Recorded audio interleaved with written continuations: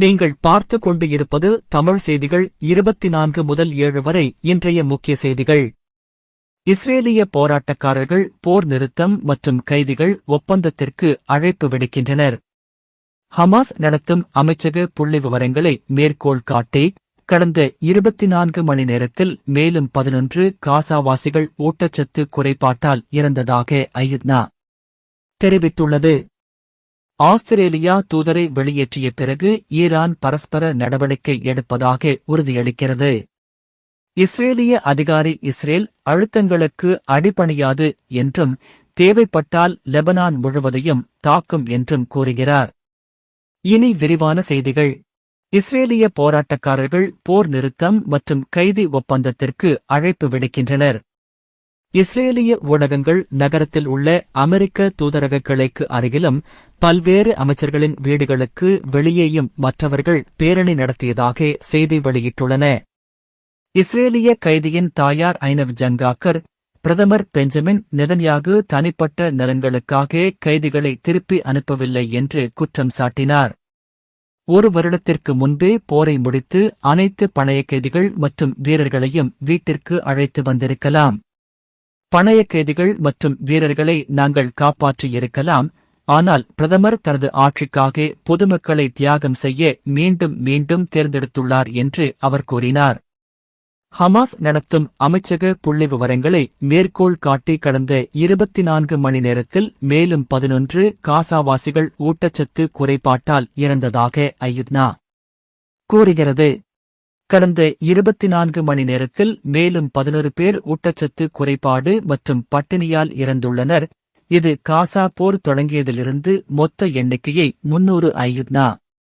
செய்தித் தொடர்பாளர் Stephen Dujarric ஒரு மாநாட்டின் போது ஹமாஸ் நடத்தும் காசா சுகாதார அமைச்சகத்தை மேற்கோள் காட்டி கூறுகிறார். காசாவில் ஏற்பட்டுள்ள முன்னேற்றங்கள் குறித்து செய்தியாளர்களை புதுப்பிக்கும் டுஜாரிக், ஆகஸ்ட் 20 முதல் வடக்கு காசாவில் இருந்து மத்திய பகுதியில் உள்ள டேர் அல் பலா மற்றும் தெற்கில் கான் யூனிஸ் வரை சுமார் 5000 பேர் இடம்பெயர்ந்துள்ளதாக கூறுகிறார். காசா நகரின் மேற்கில் சுமார் 8000 பேர் இடம்பெயர்ந்துள்ளனர். இது மார்ச் நடுப்பகுதியில் போர் நிறுத்தம் முடிவடைந்ததிலிருந்து மொத்த புதிய இடம்பெயர்வுகளின் எண்ணிக்கையை 8000க்கும் அதிகமாக கொண்டு வந்துள்ளது என்றும் அவர் கூறுகிறார். ஆஸ்திரேலியா தூதரை வெளியேற்றிய பின்னர் ஈரான் பரஸ்பர நடவடிக்கைக்கு சபதம் செய்கிறது.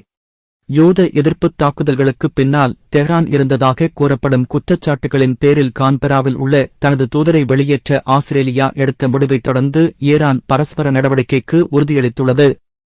செவ்வாயன்று ஈரானின் வெளியுறவு அமைச்சக செய்தித் தொடர்பாளர் இஸ்மாயில் பகாயி ஆஸ்திரேலியாவின் குற்றச்சாட்டுகளை முற்றிலுமாக நிராகரித்தார்.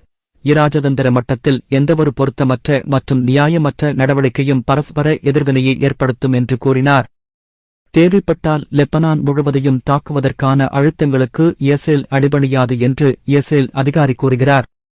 ஹெஸ்பொல்லாவின் ஆயுதக் குறைப்பு குறித்து லெபனானில் உள்ள உள்விவாதம் எதுவாக இருந்தாலும் ஹெஸ்பொல்லாவை நிராயுதபாணியாக்க இஸ்ரேல் தனது தாக்குதல்களைத் தொடரும் என்று பெயரிடப்படாத இஸ்ரேலிய அரசியல் அதிகாரி செவ்வாயன்று சவுதி அரேபியாவின் அல் அரேபியா தொலைக்காட்சிக்கு அளித்த பேட்டியில் தெரிவித்தார்.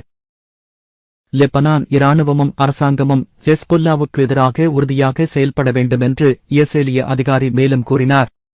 நாங்கள் அழுத்தங்களுக்கு அடிபணிய மாட்டோம், தேவைப்பட்டால் முழு லெபனான் மீதும் பரந்த தாக்குதலை நடத்துவோம். ஹெஸ்பொல்லா எங்களை மீண்டும் சோதிக்கக்கூடாது, அதன் தலைமைக்கு என்ன நடந்தது என்பதை நினைவில் கொள்ள வேண்டும் என்று அதிகாரி அச்சுறுத்தினார். ஹெஸ்பொல்லா மூலம் ஈரான் லெபனானில் செழிப்பை அடைவதற்கான முயற்சிகளை நாசப்படுத்த முயற்சிக்கிறது என்று அதிகாரி மேலும் கூறினார். மேலும் இந்த சேனலை சப்ஸ்கிரைப் பண்ணிக் கொள்ளுங்கள். நன்றி.